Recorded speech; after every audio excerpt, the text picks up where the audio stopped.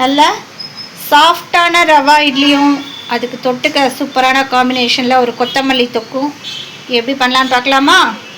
வாங்கோ வாங்கோ.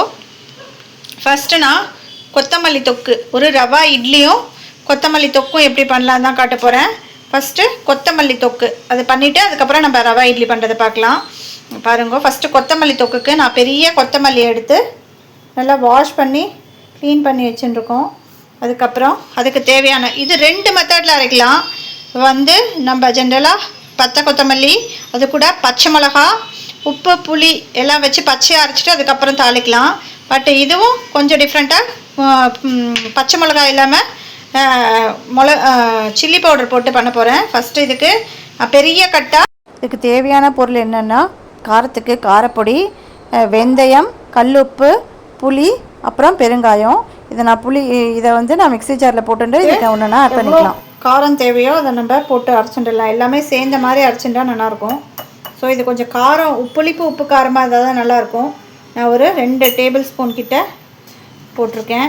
அப்புறம் புளியும் தேவையான அளவு போட்டுக்கிறேன். அதுக்கப்புறம் கல்லுப்பு, பெருங்காயம் இப்போ கொஞ்சம் போடலாம். அப்புறம் நம்ம தாளிக்கரைச்சையும் கொஞ்சம் போட்டுக்கலாம். அரைக்கரைச்சே கொஞ்சம் போட்டு இதை நான் நல்லா நைஸாக அரைச்சின்னு வந்துடுறேன். மிக்சியில் அரைச்சின்னு வந்ததுக்கப்புறம் காட்டுறேன். பாருங்க, நல்லா நைஸாக அரைச்சின்னு வந்துட்டேன். இப்போ அடுத்தது என்ன பண்ணணும்னா, அடுப்பில் ஒரு வாணலி போட்டுருக்கேன். அதில் நம்ம வெந்தயத்தை ஃபஸ்ட்டு வறுத்து எடுத்துக்கலாம். பாருங்க, வெறும் வாணலியில் இந்த வெந்தயத்தை வறுத்து எடுத்துக்கிறேன். இது பாருங்க, நல்லா நைஸாக அரைச்சின்னு வந்துட்டேன். அடுத்தது வெந்தயத்தை நல்லா வாசனை வர அளவுக்கு வறுத்துக்கலாம். இது எங்கள் பூனாத்தையோட ஸ்பெஷல். எப்போவுமே பச்சை மிளகா போட்டு அரைப்போம் இல்லையா, இந்த மாதிரி பண்ணி பார்த்தா இன்னும் சூப்பராக இருக்கும் அப்படின்னா. சரி, அதான் அத்தை எப்போவுமே சூப்பராக பண்ணுவாள் தொக்கெல்லாம்.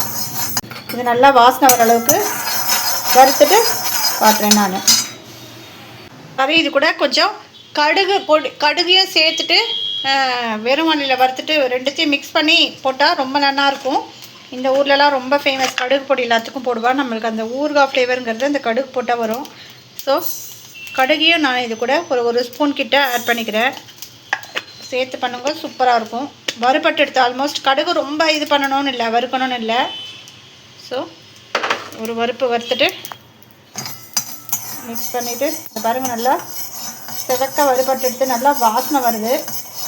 நம்ம இதை ஆஃப் பண்ணிவிட்டு நான் மிக்ஸி ஜாரில் பொடி பண்ணிட்டு வந்துடுறேன்.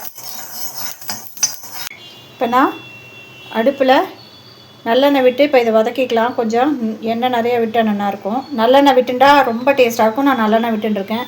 இல்லைன்னா நீங்கள் கடலெண்ணெயில் பண்ணிக்கோங்க. இது கடுகு, உளுத்தம்பருப்பு, கடலைப்பருப்பு தாளிச்சிக்கலாம். ஆனால் உளுத்தம்பருப்பு கடலைப்பருப்பு ரொம்ப நாள் இருந்தால் அந்த கிரன்ச்சினஸ் இருக்காது இல்லையா, அதனால நான் வெறும் கடுகு மட்டும் தாளிச்சிக்கிறேன். உங்களுக்கு விருப்பம் இருந்தால் உளுத்தம்பருப்பு கடலைப்பருப்பு சேர்த்து தாளிச்சிக்கோங்க.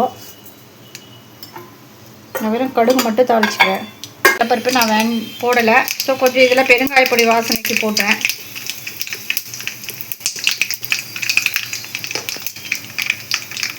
வெடிக்க ஆரம்பிச்சிட்டு இந்த தொக்கையும் நம்ம இதில் சேர்க்கலாம். நல்லா சேர்த்துட்டு சுருளை வதங்கணும்.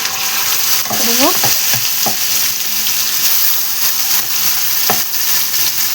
எல்லாத்தையும் போட்டுட்டு உங்கள்கிட்ட காட்டுறேன். எல்லாத்தையும் போட்டேன். இதில் கொஞ்சம் மஞ்சள் பொடியும் போட்டுக்கிறேன். போட்டுட்டு இது நல்லா சிம்மிலேயே எல்லாம் நல்லா சுருளை வதங்கணும். இறக்கிறதுக்கு முன்னாடி நம்ம வெந்தய பொடியை போட்டுக்கலாம். நல்லா எல்லாம் சேர்ந்த மாதிரி சுருளை வதங்கட்டும். இது அந்த ஸ்டவ்வில் வச்சுட்டு அடுத்தது நம்ம ரவா இட்லிக்கு என்ன பண்ணலாங்கிறத பார்க்கலாம். இது சுருளை வதங்கட்டும். நான் அந்த சின்ன அடுப்பில் மாற்றிக்கிறேன். நான் நல்லா இதில் இருக்கிற எண்ணெயெல்லாம் பிரிஞ்சுன்னு வரணும். நல்லா நம்ம தண்ணி கொஞ்சம் சொட்டு விட்டு அரைச்சிருக்கேன் நான். அந்த தண்ணி எல்லாம் சுண்டி போய் எல்லாம் சேர்ந்த மாதிரி கலர்லாம் சேஞ்ச் ஆகி நல்லா அல்வா மாதிரி சுருண்டு வரணும். அது வரைக்கும் நல்லா சிம்மிலேயே இந்த இருக்கட்டும். அடுத்து நம்ம ரவா இட்லிக்கு ரெடி பண்ணிக்கலாம். இப்போ ரவா இட்லிக்கு என்னென்ன தேவை அப்படிங்கிறது பார்க்கலாம். ஒரு கப்பு ரவை, அதாவது ஒரு பெரிய கிளாஸால் ஒரு கிளாஸ் நைட்டுக்கு எல்லாருக்கும் எங்களுக்கு டின்னர் இதாங்கிறதுனால நான் ஒரு கிளாஸ் எடுத்துட்டுருக்கேன். நம்ம இதுக்கு என்னென்னா ஃபுல்லாக நம்ம தயிரில் தான் கலக்கணும். மேக்ஸிமம் நம்ம இதால் ஒரு கிளாஸ் எடுத்துட்டா ஒரு கிளாஸ் தயிர் போட்டால் கரெக்டாக இருக்கும். அதுக்கப்புறம் போடலன்னா தண்ணி விடலாம். அதுக்கு முன்னாடி இதுக்கு கம்மியாக தயிர் எடுத்துக்கக்கூடாது. ஈக்குவல் மெஷர்மெண்ட் தயிர் எடுத்துகிட்டு அதுக்கு மேலே கெட்டியமாக இருந்ததுன்னா வேணால் நீங்கள் கொஞ்சம் தண்ணி விட்டு டைல்யூட் பண்ணிக்கலாம். ஆனால் இது மேக்ஸிமம் தயிரில் கரைச்சா தான் நல்லாயிருக்கும். ஸோ இதுக்கு என்னென்ன தேவையான பொருள் அப்படின்னா, ரவை ஒரு டம்ளர் எடுத்துட்டுருக்கேன். அதுக்கப்புறம் தாளிக்கிறதுக்கு கடுகு, கடலைப்பருப்பு, உளுத்தம்பருப்பு, அப்புறம் இதில் கொத்தமல்லி, கருவேப்பிலை, புதினாலாம் போட்டால் ரொம்ப நல்லாயிருக்கும். பொடி பொடியாக நான் கொத்தமல்லி கருவேப்பிலை மட்டும் போட்டு வச்சுட்டுருக்கேன். அப்புறம் தயிர், உப்பு, அதுக்கப்புறம் ஒரு பிஞ்ச் ஆப்ப சோடா போடணும். அது போட்டால் தான் சாஃப்ட்னஸ் கிடைக்கும். ஸோ இது கண்டிப்பாக வேணும். அதனால் ஃபஸ்ட்டு நம்ம என்ன பண்ணணும்னா, கடுகு தாளிச்சுட்டு, கடுகு, உளுத்தம்பருப்பு, கடலைப்பருப்பு தாளிச்சுட்டு ரவையை நல்லா வறுத்துக்கணும். ஃபஸ்ட்டு ஸ்டெப் அதுதான். நம்ம இப்போ அடுப்பை ஆன் பண்ணிக்கலாம். ஒரு வானலி போட்டுக்கிறேன் நான். இந்த இடத்துல நல்லா தக்காளி தொக்கு கொதிச்சுருக்கு. இன்னும் கொதிக்கட்டும். நல்லா அந்த எண்ணெயெல்லாம் பிரிஞ்சு வரணும். இப்போ நான் இதில் ஒரு கொஞ்சம் 2 ஸ்பூன் கிட்ட எண்ணெய் விட்டுருக்கேன். இப்போ இதில் கடுகு போட்டுக்கலாம். நம்ம என்னென்ன கேஷ்யூ நட்ஸ் போட்டுக்கலாம், அப்புறம் கேரட் துருவி போட்டுக்கலாம். அதெல்லாம் நம்ம இஷ்டம். இதுக்கு பேசிக் திங்ஸ் கடுகு, கடலைப்பருப்பு, உளுத்தம்பருப்பு, அப்புறம் தயிர், ரவை, இதுதான் இம்பார்ட்டண்ட்டு. அது இருந்தாலே போகும். அப்புறம் கொத்தமல்லி கருவேப்பிலை போட்டால் வாசனை ஃப்ளேவர்ஃபுல்லாக இருக்கும். அதனால கொத்தமல்லி கருவேப்பிலை பாருங்க. இப்போது இது கடுகு வெடிக்கட்டும். அதுக்கப்புறம் நம்ம கடலைப்பருப்பு, உளுத்தம்பருப்பு போட்டுக்கலாம். பாருங்க, கடுகு வெடிச்சிடுத்து. இதில் நான் 1 ஸ்பூன் கடலைப்பருப்பு, 1 ஸ்பூன் உளுத்தம்பருப்பு போட்டிருக்கேன். அப்புறம் கொஞ்சோண்டு கருவேப்பிலை, அப்புறம் நம்ம மிக்ஸ் பண்ணும்போது கொத்தமல்லி கருவேப்பிலை போட்டுக்கலாம். இப்போ ஃப்ளேவருக்காக கொஞ்சம் கருவேப்பிலை. ப்ரௌன் ஆனதுக்கப்புறம் நம்ம இதில் ரவையை போட்டு நல்லா வறுத்துக்கணும். ப்ரௌன் ஆகட்டும். பாருங்க, ப்ரௌன் ஆகிடுது. இப்போ இதில் நம்ம ரவையை போட்டு நல்லா வறுத்துக்கணும்.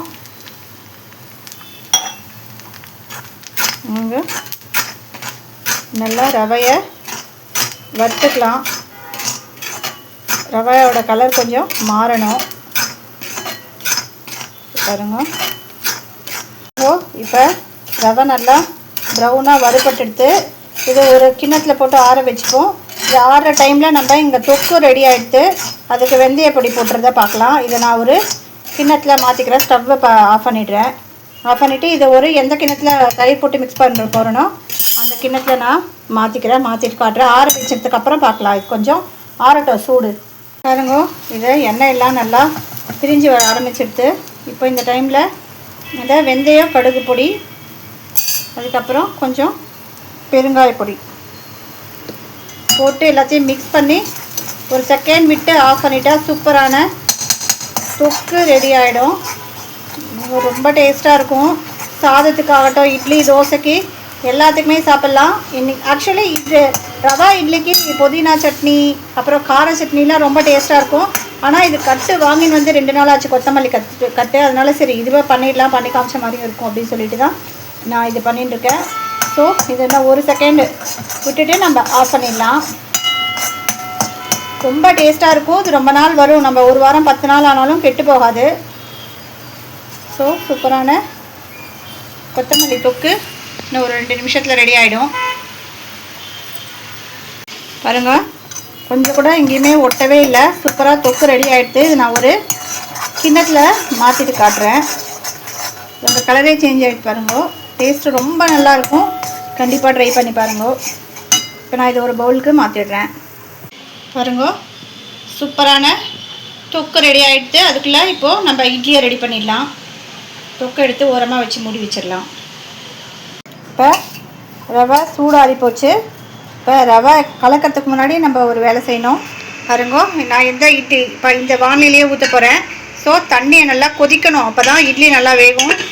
தண்ணி சூடாகிறதுக்கு முன்னாடி வைக்கக்கூடாது. ஸோ நீங்கள் எந்த இட்லி பானையில் ஊற்ற போகிறீங்களா, இட்லி பானையை முன்னாடியே தண்ணி கொதிக்க வச்சுருங்க.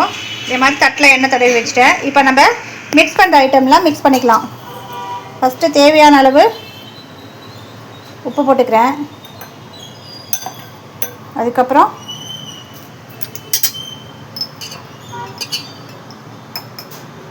கொஞ்சம் ஆப்பச்சோடா ஒரு 1/2 டீஸ்பூன் போட்டுக்கலாம். அதுக்கப்புறம் ஃப்ளேவருக்கு நிறையா கொத்தமல்லி, கருவேப்பிலையை நறுக்கி வச்சுருக்கேன். அது போட்டுட்டு எல்லாத்தையும் நல்லா ஃபஸ்ட்டு நம்ம மிக்ஸ் பண்ணிக்கலாம்.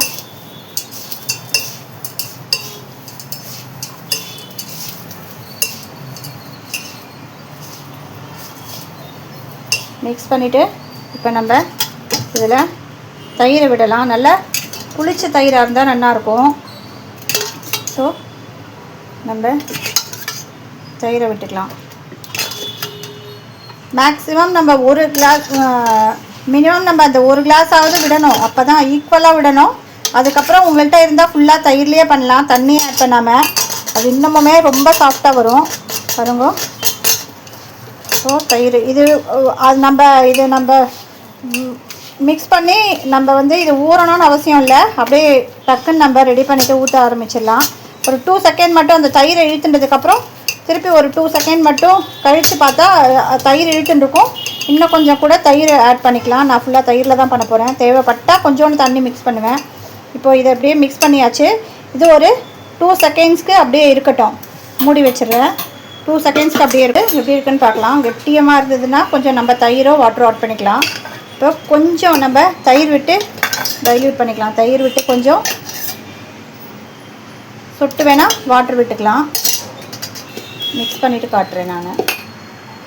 பாருங்க, இப்போ நம்ம இட்லி ஊற்றுற அளவுக்கு கரெக்டாக ரெடி ஆகிடுச்சு. ரொம்ப தண்ணியாகவும் இருக்கக்கூடாது. இந்த கன்சிஸ்டன்சி கரெக்டாக இருக்கும்.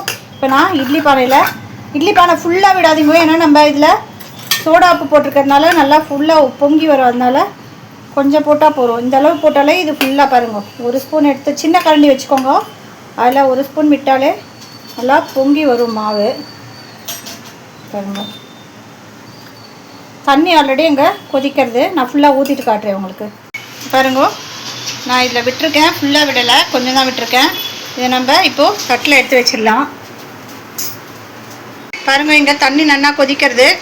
நம்ம இந்த தண்ணியில் இட்லி எடுத்து வச்சிடலாம். ஒரு 10 நிமிஷம் வேகட்டும். வெந்ததுக்கப்புறம் பார்க்கலாம். வெந்துடுத்தான்னு பார்க்கலாம். இட்லி பாருங்க நல்லா வெந்தெடுத்து. இப்போ நம்ம எடுத்துடலாம். பாருங்க, இட்லிலாம் சூப்பராக வெந்திருக்கு. ரொம்ப சாஃப்டாக வந்திருக்கு. உங்களுக்கு எடுத்துகிட்டு நான் காட்டுறேன். இப்போ பாருங்க, கொஞ்சம் கூட ஒட்டவே இல்லை. பாருங்க, சூப்பராக வந்திருக்கு இட்லி. பவுலுக்கு எடுத்துக்கிறேன். பாருங்கள், இட்லி எவ்வளோ சாஃப்டாக இருக்குது தெரியுறதா? பாருங்க, செம்ம சாஃப்டாக இருக்குது இட்லி. கண்டிப்பாக ட்ரை பண்ணும்போது ரொம்பவே டேஸ்ட்டாக இருக்கும் ரவா இட்லி. இதில் இன்னும் முந்திரி பருப்பு போட்டுக்கலாம், புதினா கட் பண்ணி போட்டுக்கலாம், கேரட் துருவி போட்டுக்கலாம். ரொம்பவே டேஸ்ட்டாக இருக்கும். நம்ம ரவா இட்லி கடையில் வாங்கினோன்னா ஒரு ஹாஃப் கேஜ் பாக்கெட்டே காஸ்ட்லியாக இருக்கும். நம்ம ஆற்றுலேயே ஈஸியாக பண்ணிடலாம். ரொம்ப நிறைய குவான்டிட்டி நல்லா இஷ்டத்துக்கு சாப்பிடலாம். பாருங்க, இட்லி எவ்வளோ சாஃப்டாக பாருங்க, எவ்வளோ சூப்பராக வந்திருக்கு பாருங்க. இப்போ நான் பிளேட்டிங் பண்ணிவிட்டு காட்டுறேன். தெரியறதா எவ்வளோ சாஃப்டாக மெத்துன்னு வந்திருக்கு பாருங்க. நான் சொன்ன மாதிரி அதே டிப்ஸை ஃபாலோ பண்ணுங்க, சூப்பராக வரும். இப்போ நான் பிளேட்டிங் பண்ணிக்கிறேன். கொத்தமல்லி தொக்கு. இதுக்கு நீங்கள் வெங்காய சட்னி, புதினா சட்னி, தேங்காய் சட்னி, மெயினாக அந்த பச்சையாக ஒரு வெங்காய சட்னி இருப்பேன்ல, அது டேஸ்ட் ரொம்பவே நல்லாயிருக்கும். நம்ம தொக்கு துளி போட்டுட்டு